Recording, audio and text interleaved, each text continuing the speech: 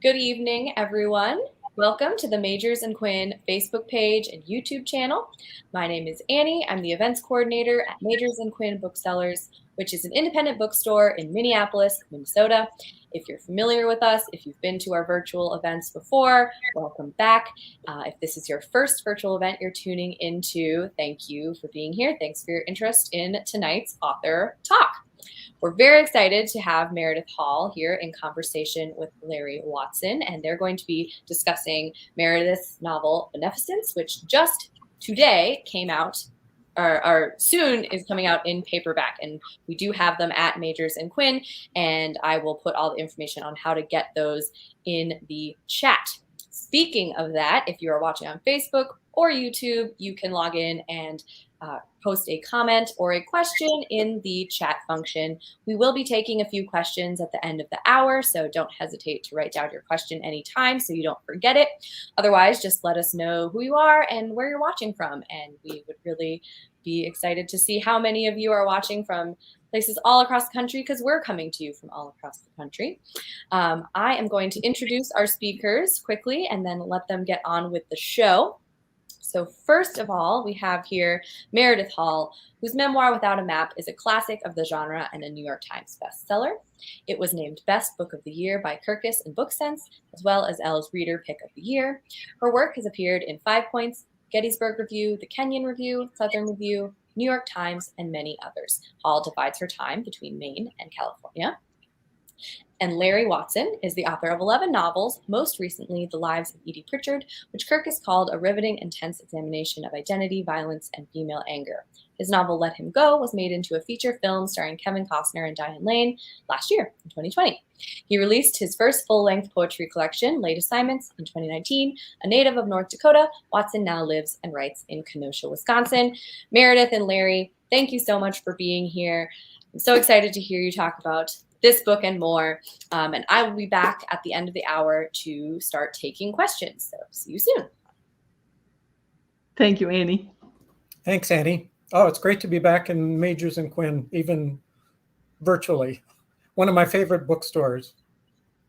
Well, I just need to get this out of the way immediately. I just loved this book. I thought the prose was beautiful. It was evocative and precise. The characters and their struggles were real and moving. Beneficence is it's one of the best novels I've read in recent years, and we'll see how things go. But if we have a little time toward the end, I'd like to say a little something about how this story and its characters resonated in a personal way for me. Beneficence is the story of a Maine farm family, father and mother, Tup and Doris Center, and their 3 children. It's a hardworking, loving family. They are devoted to each other and to a way of life. The farm is small, but it's well tended, and it's a source of pride for the Centers. They live modestly, but I don't think there's any suggestion that their lives are lacking in any significant way. They don't want more than they can have, which sounds to me like a recipe for happiness. Indeed, their world seems almost idyllic, and some of the first sections of the novel do such an excellent job of saying what their daily lives are like, but also the feelings that they have about their lives. And then tragedy strikes suddenly and unexpectedly. And these good people find that their lives are divided between before and after. And so both together and separately, they have to find a way to keep themselves and the family intact. There are 3 narrators in the novel: Tup, father, Doris, mother, and daughter Dodie, and they tell the story in alternating chapters. And I'm looking forward to talking a bit about point of view and the way the novel is structured. But Meredith, would you like to read a passage to us? I'd love to hear something from the book. Thank you. I would like to do that. But first, I would like to say how honored I am to be in this conversation with you, Larry. I admire your work very much. The Lives of Edie Pritchard is an extraordinary story. It just came out in paperback this summer, I think, didn't it? Mm-hmm. Yes. And your courage in moving into that point, that the characters, the reader's empathy is entirely with the woman character, and I think it's a very brave and very, very beautiful book. So thank you. Thank you. Thank you. That means a lot to me. Thank you. Thank you for joining me tonight. I'm very honored. So I'm going to do just a short reading tonight. The book is told in 3 voices: Tup, the father; Doris, the mother; and Dodie, one of the 3 children. And this is a section early in the book told by Tup. These people are storytellers. They move us along sort of day to day, and then often slide back into a memory and want to tell us a story. And Tup is doing that right here. Last winter, on a cold, clear, early January day, Doris and I organized our chores so we could take the afternoon skating with the children on Johns River in South Brookfield. The ice was thick, and we had had no snow since the cold weather really set in, so the ice was smooth and open. I truly loved to skate, and the day felt as exciting to me as to my children. This was the place my father brought his own children when the drudgery of his work life overwhelmed him in the dark early days of winter. That's not what drove me there, not too much work or the wrong work, but everyone needs a sense of cutting free once in a while, and Doris was quick to say yes. She and Dodie put together thermoses of hot chocolate, and Beston and Sonny brought the sled from the shed. They waxed the steel runners with a candle stub and tied a new length of rope to the steering bar. All our all our outer clothes were behind the truck seat. Dodie got the place beside me and my hand, and the truck filled with happy nonsense and chatter. Johns River is really just a wide, slow creek with overhanging trees and brush protecting muskrat and beaver bank dens. I've always thought it was a very good place, especially for children, because it spools out forward, not like a pond or lake surrounding you, but a river of ice inviting you away. I love that illusion, that sense of the possibility of going on and away, turning your back and giving yourself over to what you can't see ahead. The muddy landing was frozen, and someone, probably a trapper, had laid a good log down for sitting and a stone break for a small fire. Doris and I helped tighten the laces on the children's skates. Sonny always in new ones, and Dodie and Beston in his hand-me-downs. Dodie complained at the start of each winter about wanting figure skates like her mother's, but she had mastered hockey skates and seemed content once she got on the ice for the first time each year. I seldom see Doris in slacks, but I complimented her, saying, "Well, Mr. Center, you are looking very handsome today." I could count on her to laugh, and the children, too. "Oh, but I change into a beautiful princess at midnight," she said with her open smile, "if a handsome prince decides to kiss me. My wife is a flirt, which no man ever complains about." Off we went, the sun glinting from the ice and the bare trees and the blue sky itself. I was happy the minute my skates hit the ice. This is something we never forget, the feeling of ice carved by our skates with a rasping swoosh. It is a certain kind of freedom to not make steps, but instead to slide a leg forward, the other leg, the first again, and find yourself suddenly almost free of the world, skimming smoothly and effortlessly into the light.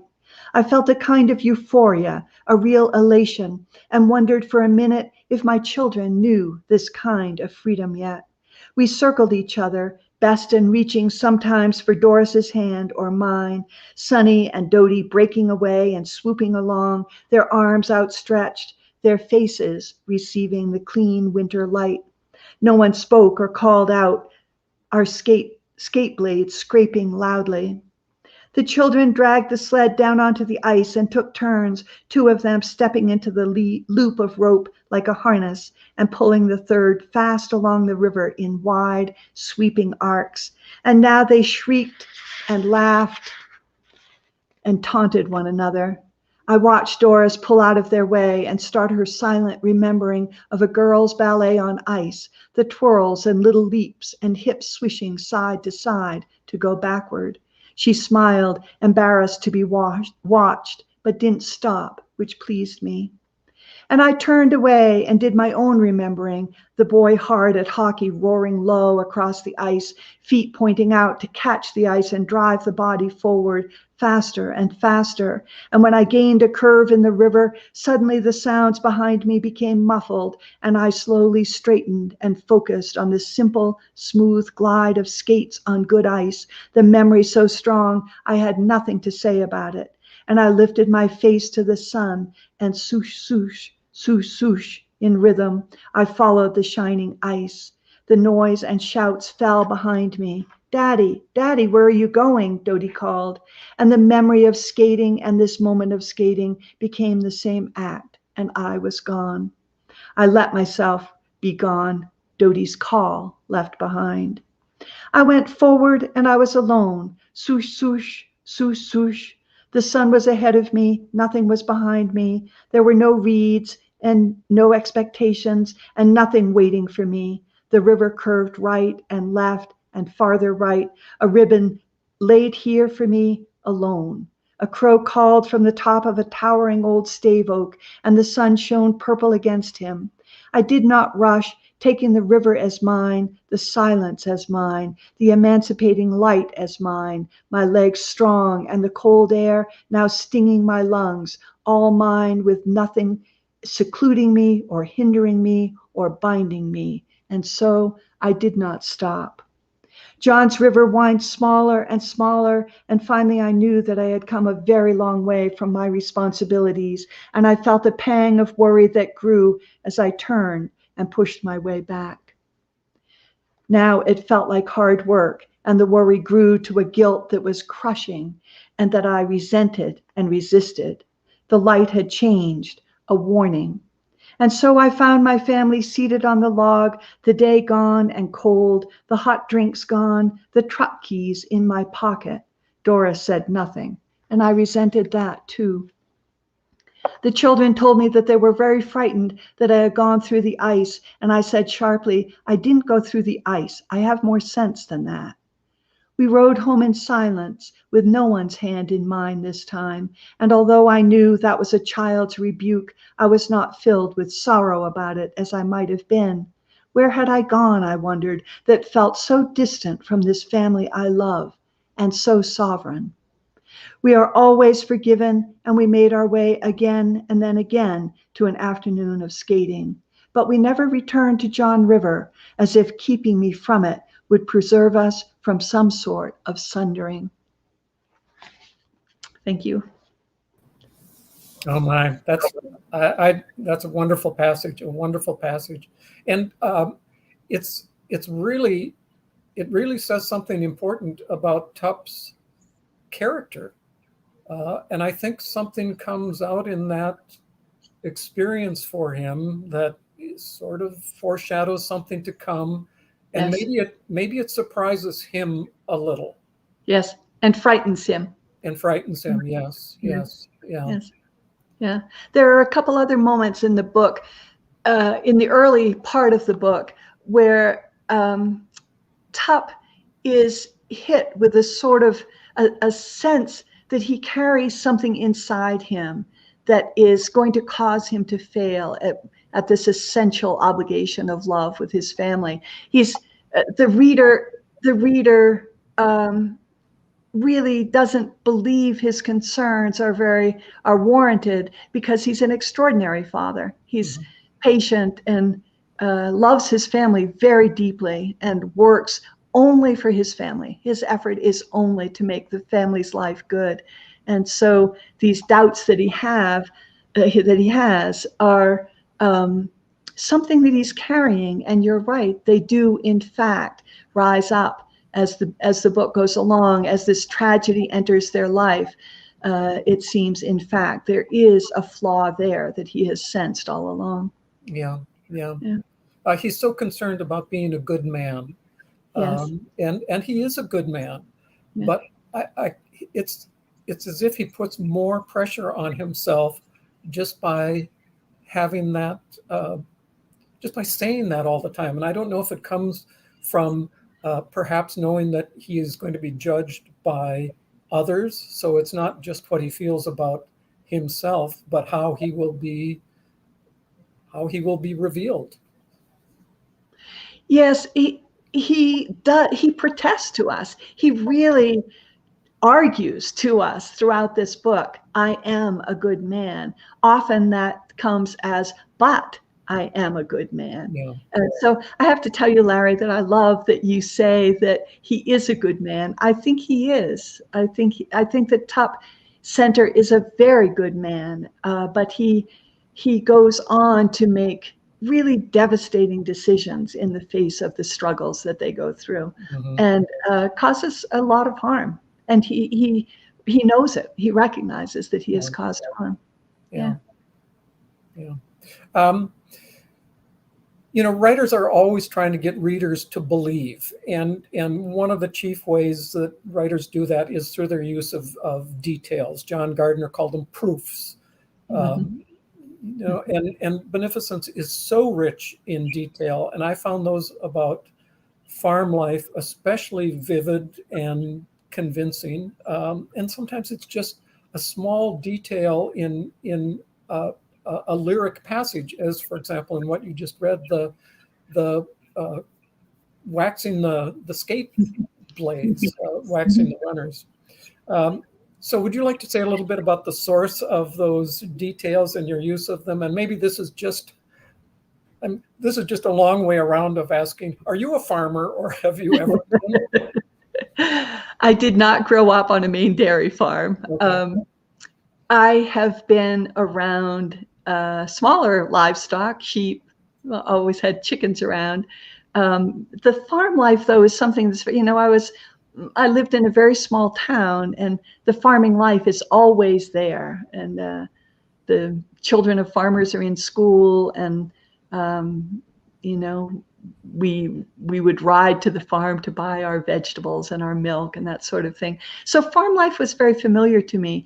But and also because I lived in a very small New England town, the way of life had not changed yet. My childhood was really from a time in the 40s and maybe even the 30s. The old life was still very much intact. And I think it was quite a grace. It was actually a lovely time to be a child. But I think that there's something more than that, though. What I did in writing this book, I think, is write the life that I have always longed for. I carry a profound nostalgia for a life that I never had. And if I could enter the center home and the center farm and live that life, I think that I would be very happy. And so what I did, without realizing it day by day, was simply portray the place that I had entered. I was there, I lived inside it, and I simply watched it and recorded it. It was a really extraordinary experience for me. There was not uncertainty. I did very little research. I had to research parts of it about the dairy farm specifically. I didn't know at what age farmers castrate their calves, or how often you spread manure on your fields. I misspelled tedder, the hay tedder. I had used that word all my life, but had misspelled it. There were things that I really needed to clarify for myself. But essentially, for some reason, it was a world that I carried inside myself. I mentioned in an email that I was jotting down passages that I thought were particularly beautiful or moving. And believe it or not, the castration scene was one of those. I thought it was just rendered so well. Thank you, Larry. Yeah. Thank you. Going back for a minute to the point of view, would you like to comment maybe on your decision to make this a first-person narrative and shift from one narrator to the other? I found it especially interesting that Tup and Doris and Dodie, each of them advance the story. So this isn't like one of those Rashomon type stories where each person tells the same event or something from their perspective. I thought it was very effective, and it was also a wonderful way to advance the story chronologically. So it's a way, I thought, of moving us through the years, because it covers some time from 1947 to 1965, years that I can always remember because I was born in 1947 and I graduated from high school in 1965. Important years. So I thought it was very effective. Did you know that right away when you started writing this? I did not. This is my first novel, and I had a lot to learn. I wrote a memoir, my first book, Without a Map. Ended up being first person present tense. And I think that I found a comfortable voice and a comfortable stance in that voice. And so I went into this novel believing that Tup was going to tell this story, and it would be entirely in his voice, and it would be told in the present tense. And as I worked out my ideas of how this story was going to play out, his wife, Doris, became very interesting to me. And I started thinking about having them tell essentially the same story, as you say, sort of correcting and elucidating each other's stories. And so I started there, and it surprised me that it was Doris's voice, not Tup's, that was the first to speak.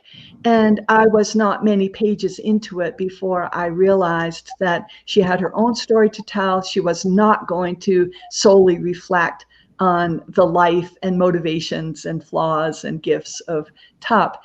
And by the time I was done with Doris's first chapter, I realized that I would like to hear from the children, and Dodie was the logical choice. And I think I was very concerned about using a child narrator, really concerned about it. I think that it's a pretty treacherous territory for a writer. And although I have read some wonderful novels in a child's voice, but I was really nervous about this. And but I let her speak, and she came on the page with such confidence. And I fell in love with her. And I thought, okay, she needs to tell her story too. And then Tup told his story. And I started that round, Doris, Dodie, Tup, Doris, Dodie, Tup, in rounds through time. And I found that they serve a vital purpose in the narration. It's not so much that they are in any way contradicting each other's version of events, but they are loved. These people love each other, and what they are reporting to us is why they love each other. And I found that it was very productive for me to allow them to speak about each other, and that really carried the book forward for me.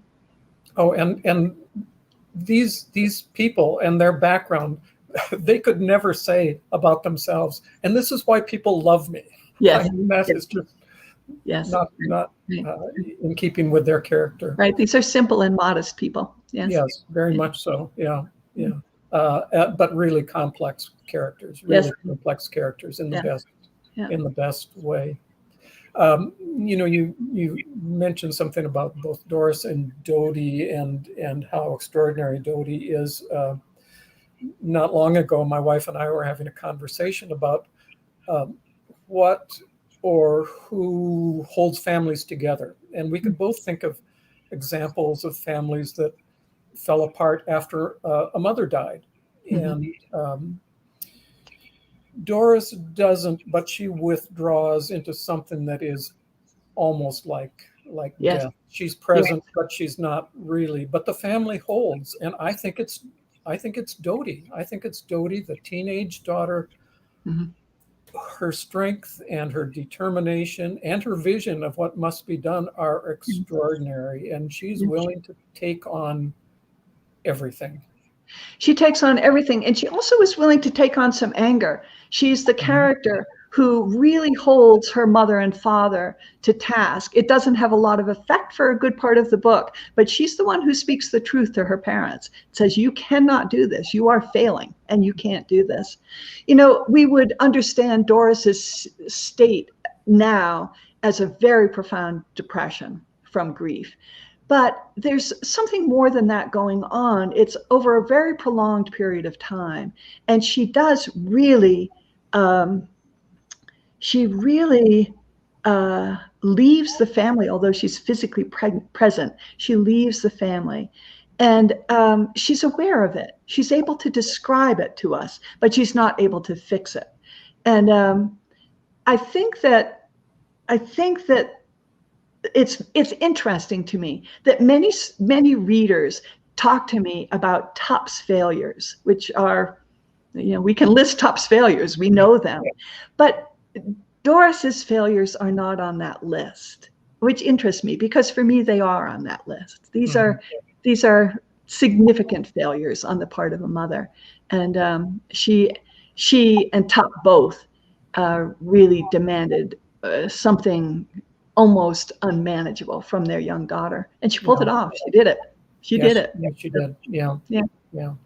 And we don't realize how great a cost it is until much later in the novel, when it seems as if some of the family's difficulties are behind them, and you see that Dodie is just, the burden is still there. Yeah. Yes, and she feels far more vulnerable and has far less confidence in herself than we thought she did. Yeah. And I really found it interesting that it was an outsider, sort of outside the family, Dodie's boyfriend, who finally puts a name to the family's struggles. I mean, it's just it's there all the time. It should be obvious, but they're each dealing with personal issues of guilt and responsibility, and they can't quite get there. And Daniel says, grief. Don't you see it's grief? Yeah. Right. This is what you have been dealing with, is grief, and it has done all of this. All of these failures trace back to that grief. Yeah. It's a very compassionate moment for Daniel. It's also a very he is the one who finally sort of takes these two people by the scruff of their necks and says, it's time that you find your way out of this. And look, the costs are evident, and it's time. So Daniel does not play an enormous role in the narration, but he is such a powerful character on the farm. A real source of strength for the family. And when he says that, he is responding to a question from Dodie. I think Dodie says, is it my mother? Is it she's trying to find out what the problem is. And yes. It's right. That was just that was lovely. This had to be a very difficult book to write. I mean, there are technical issues that need to be solved, and we talked a little bit about them with dairy farms and animals and everything. And you handled them, I thought, brilliantly. But there are also moral, ethical, philosophical questions that are raised, and these had to be addressed through the characters and through the characters' own voices. How did you keep going to the story every day? Was there a part of yourself that you were able to stand apart? Did you immerse yourself? Some combination of those. I mean, it's an emotionally difficult book. It was an extremely emotionally challenging book to write. I did not distance myself. I don't think I ever figured out a way to do that. I was deeply immersed. I entered the lives of these people so fully that their experiences really became my experiences. I lived what they felt, what they thought. And it was costly to me. I've wondered, why did you do this? I look back on it and think of, it's a year and a half of hard writing. And yet I don't remember ever once not wanting to go into the writing. I wanted to be there. I wanted to be on that farm with those people. I think it feels to me as if these are the stories of families. Families know these stories.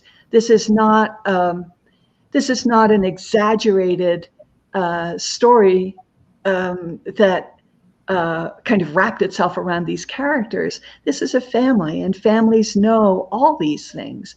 And I was very grateful to live among them and be part of those struggles. I wanted them. I myself was very curious about those questions that you speak of, those moral questions, the moral ambiguity, the questions of loyalty, the gifts of love, the costs of love. I am interested in those questions, and I had a family living them, and they allowed me to hang out with them for a year and a half and explore those questions. I write not in my head. I am not in my head when I write. I'm writing from some other place inside me, and so there is no plan. I don't have any idea what's coming. I don't. I'm in one chapter, one voice.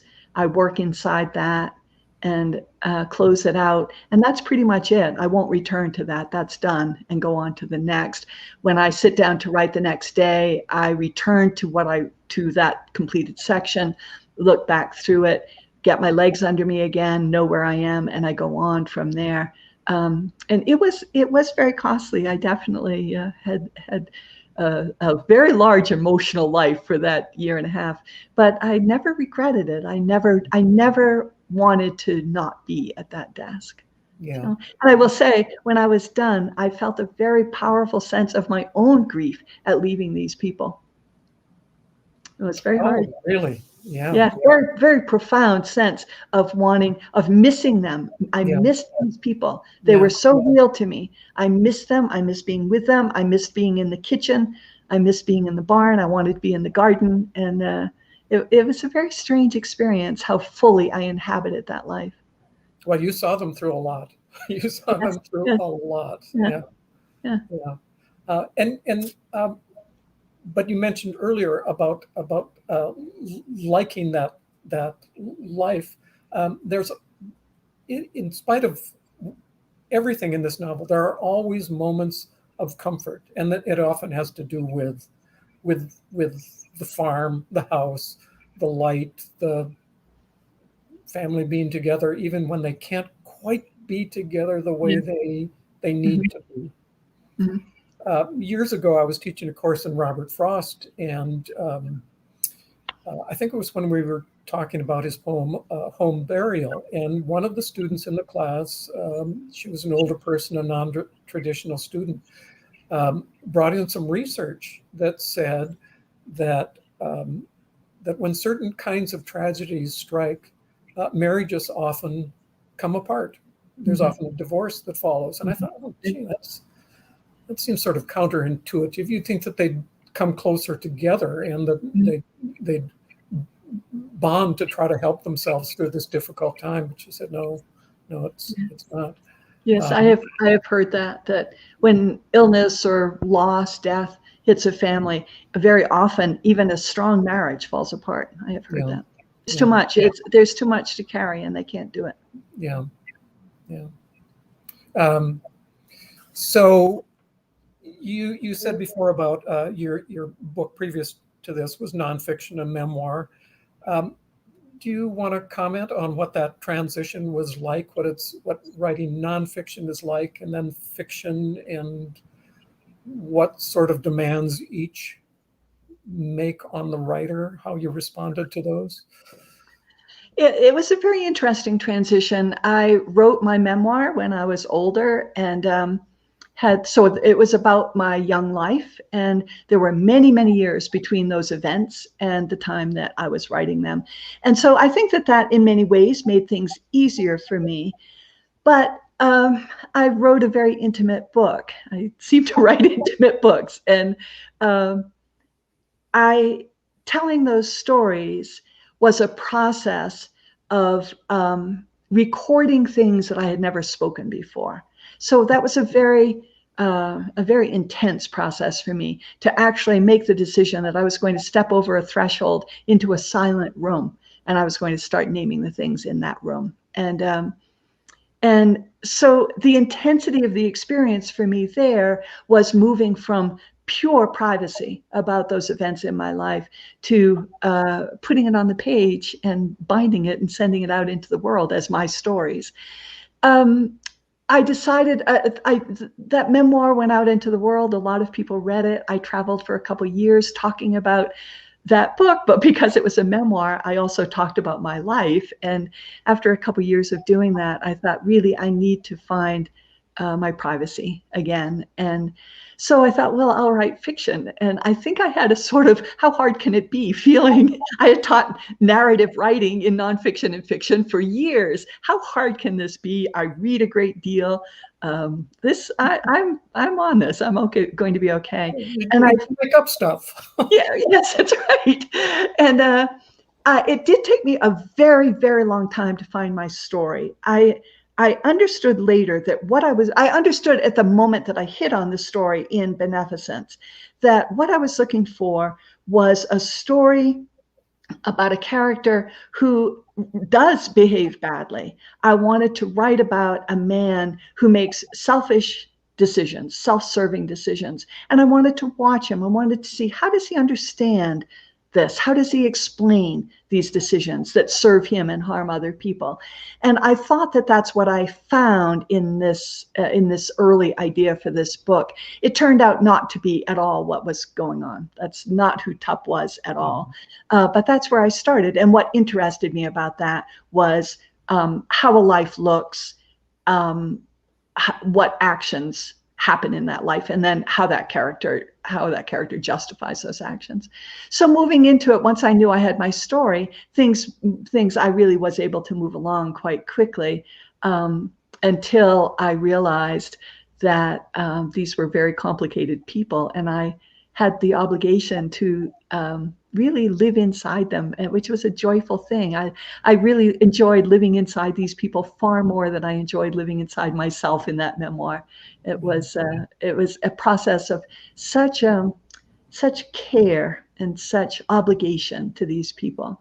And so that was part of it. And yes, it is also true. I love being able to make things up. I had no idea how much fun it is to sit down and know that I can do absolutely anything today on this page. Anything is possible. Man, I love that. So yeah. I don't see myself moving back into memoir. Oh, interesting. Yeah. So I gather you are not an outliner. And I'm going to also guess that you did not know how this would end. No, and I struggled with the ending. Yeah. Yes. No, I had no idea. My writing process is a very intuitive and fluid process, and I don't draft. I'm not really sure exactly what my process is. I admire people who still write their books on legal pads and go from there. It's unimaginable to me. I sit down and my work is very, very focused, and what I write is pretty much what stays on the page. It is what it is once it's on the page. It's a slow, careful, deeply interior process. And I have no plan. I did take the time to make very clear notes. I needed to remember which of these characters was born when, and when was the wedding, and when did they move onto the farm. And I had to kind of make a plan of dates for this. That was important to me. But beyond that, I had no idea what was coming. when I got to the end, I was I think that with this being my first novel, I was faced with a question that I found very interesting. What were my obligations to my readers? I had written a book that tells a very, very sad story. On the other hand, it's titled Beneficence. This is about goodness and love and our faith in that love and in each other. And I struggled to understand how to move this family into the resolution of the sorrows that they had experienced in a way that would be believable and satisfying to the reader.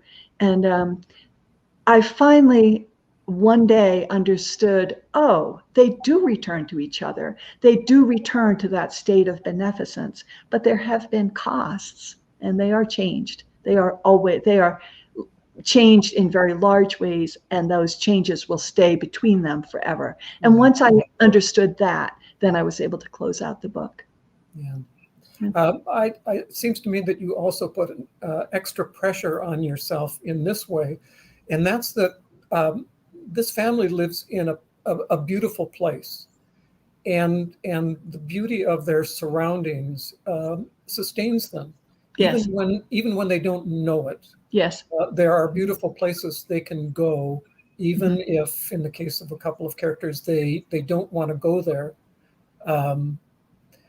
So it's not enough to say that they're beautiful. You have to write them in a way so that their beauty shows through, and you did, just over and over again.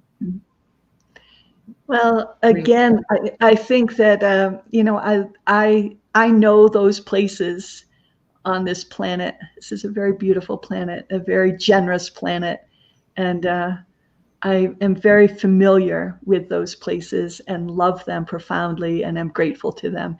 And I allowed these people to show me their neck of the woods, and so that part of it was very easy.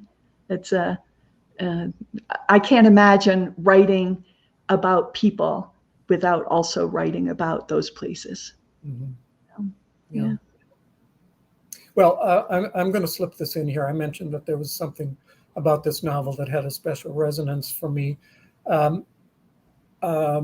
My grandparents, immigrants from Norway and Sweden, lived on a farm, a homestead in North Dakota, and raised their family of 8 children during the early decades of the 20th century. And it was a hard life.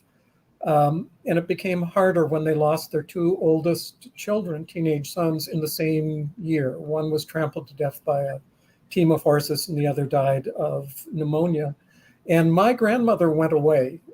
She went away both literally. She went to stay with her sister for a while. But she also had receded in a way similar to Doris's. And so when she went away, that meant that she left the younger children at home. Right. And my grandfather said that after that year, he never saw my grandmother cry again. So when I read Beneficence, the story of the Center family, I kept thinking about my grandparents. Yes. And so all of these were things that I knew about them, but it is one thing to know, and it's another thing to have lives dramatized for you, as you did in this novel. So I love the book, and I'm so grateful to it as well. Well, it's a heartbreaking story to hear. I think it's why we read. I think that we are always searching for ourselves and what we have known, and trying to make sense of it, looking at sort of looking at how other people make sense of it, and seeing if that's at all helpful to us. But this, I think that this phenomenon of women, it's actually a main expression. She went into herself. In response to grief, a woman goes into herself, and she probably stays and does her duty and goes through the motions, but she goes into herself. Yeah. Doris keeps working when she's through this difficult period. She does some chores over and over again. I think she still cooks for the family. She does cook. She does do the cooking still. Yeah. And, Yeah. Her world is really pretty much confined to that kitchen, and she does stay with the cooking. Yeah. So, and there is a place in the novel, maybe more than one, where they talk about, I'm not sure if it's Tup or Dodie or both of them, about her going away. Would it be good for her to go away? And maybe there's some possibility of that, but it seems pretty remote. Yes, and part of it is the times. Going to the hospital for what might have been considered a nervous breakdown would not, it was very shaming. It was a very dark thing, and very, very few people did it or even knew about it. I actually just came across one of those passages reading this afternoon, and Tup and his sister May are encouraging Doris. They're very concerned about her, and they are encouraging her to see a doctor and go to a hospital. And she's absolutely defiant. She says, "What is wrong with me cannot be fixed by somebody out there," and absolutely refuses to go. Yeah. So, yeah. She is also, in spite of this going away, Doris is a very resilient and strong woman in so many ways. She is also that. There is that truth too. So. Hi. Hello. I just want to remind those who are watching that you can ask questions in the chat or comments if you're watching on Facebook or YouTube. And thank you for those of you who have already asked. We do have a question here. I think we might have covered it a little bit already. We have talked a bit about your memoir versus your fiction. So I'm going to read it, and if you feel that you haven't touched on everything about this question, you can skip it. Okay. What is the different discipline in finding your voices for memoir versus fiction? Meredith, do you have anything to? Finding voices. So the challenge in writing 3 voices in a novel is that that can't be my voice at all. My voice is off the table. That cannot be my voice. So whose voice is going to arise from that page? And that really is a process, for me, of imagining the character so fully that I no longer am ventriloquizing for that character. That character owns that voice. I am not present. And with a memoir, it is actually a pretty delicious process for the writer, I think, writing memoir. What is my voice on the page? It's certainly not my voice telling stories. What is my voice on the page? And that's a wonderful exploration. But I think the challenge with a novel, especially with multiple characters, is a really significant challenge.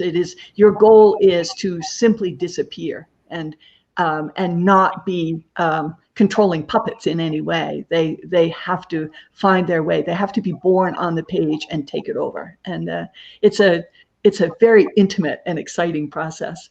So great, thank you. I had just a question about sort of the process of getting this novel, because this is your first novel. Your first book was a memoir, so completely different. And I just wanted to mention how beautiful the cover is. I think so too. I think that the paperback cover is really beautiful, and it's very different than the hardcover cover that they did last year. Both wonderful. It's also beautiful. Yeah, both great. But sometimes people might not realize this, that it's not uncommon for the hardcover and paperback to be different. So I was wondering if you had any thoughts on your process of bringing this novel out into the world, and the multiple stages its life goes through, its hardcover release, paperback. What's that been like for you? Well, of course, the pandemic has been a dominant character in all of this. The hardcover came out on October 20th in 2020, and things were not good for books and booksellers and publishers. This book found its way to Godine Publishing, and I could not have been luckier. The editor, Josh Bodwell, actually approached me. He had heard me read from this book someplace along the way, and he approached me about it. And It's just been a gift in every way. I hope that Josh is listening tonight, and I will embarrass him by saying that he is, without question, the very finest editor. He is brilliant. He knows books, loves books, and the best thing is he loves my book and has represented my book wonderfully. So once it was in Josh's hands, really, Josh is just so capable, and he's just done a wonderful. Godine altogether has done a wonderful job with it. So I've been truly blessed in where this book landed. Yeah. But it was supposed to come out in the spring of 2020, right when everything shut down, and Godine pushed it off until the fall, hoping things would be better. Things were not at all better, and still, the joy for me is that this book is still finding its way in the world. It's doing okay. It's doing more than okay, and that's been very gratifying. I agree about the covers. I think that Godine has done a beautiful job on both those covers. They have a very different sense. The hardcover has a very a formal and serene kind of feeling. So, and the paperback it's just a beautiful painting. So, I will say, once it has been a process of moving with the book into the world. Booksellers like you have been extraordinarily supportive of helping authors and their books be heard, be seen in the world. It's just really been an historic moment, and we're not done with it yet, I think. But the paperback comes out on September 14th. So, and I hope that everybody will. People like paperbacks. I like paperbacks. So I hope people will find the paperback and the paperback version of all the other books that they've been waiting to read. Yes. Okay. Awesome. Thank you. We have a question for Larry here. The personal story you shared makes me wonder and think of the connections in like the Maine farm milieu and like the harsh stories of Wisconsin or Minnesota winter. O.E. Rollvog comes to mind. Do you have any thoughts on like the synergy between like farm stories across the country? Oh yeah, absolutely. And you mentioned one of my favorite novels, Giants in the Earth, which also does a terrific job of showing what the cost of that life and what it can do to a woman. Yeah. Great. Well, I am gonna put information about ordering Beneficence in the chat here. And Meredith, Larry, if you have any final thoughts, please take it away.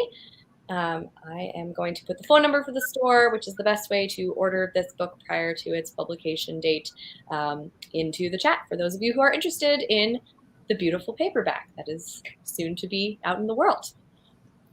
Great. Well, Meredith, I'm going to thank you again for this novel, and I won't put any pressure on you by putting this as a question. I'll just put it as a personal hope. I hope you're working on another novel. I am. It's been a very busy time with this book, and I have a hard time living with one book and trying to move on to the next. But I am in the stages of thinking about the next book. And I have to say, I've never understood why writers return to previous work. But I am feeling very interested in the characters of both Grace and Beston. Beston is the youngest child and has no voice in this book at all. He's a very silent and interior boy anyway, but I didn't give him a voice. He doesn't tell his story at all. And I find that I'm very interested in him. And Grace is an abandoned child, and she is not given a voice. And so I'm haunted by these people. It feels as if maybe they need to have their time on the page. So we'll see. I'm hoping. All right. Well, Larry, I want to thank you so much. I am just so deeply honored that you agreed to come and talk with me. I appreciate it enormously. So thank you. And thank you, Annie and Majors and Quinn. Thank you so much. Yeah, well, we hope to see you in person next time for the next one, Meredith, maybe. Great. Let's believe in that. We can be your pit stop on your way across the country, back and forth Okay. between Maine and California. And Larry, of course, you're right in our neck of the woods. So Pretty see close. you soon, I hope. Pretty close. Yeah. Yeah. I'm All looking right, forward to thanks, being back in the everyone. store. And also a reminder, anyone who is not watching live right now, if you have friends who are not able to tune in live, this video remains available on the Majors and Quinn Facebook page and YouTube channel. So anytime you want to revisit it or send a friend there, they can watch the whole thing. Thanks so much and have a great rest of your evening. Great. Thank you. Thank you. Thank you. Bye.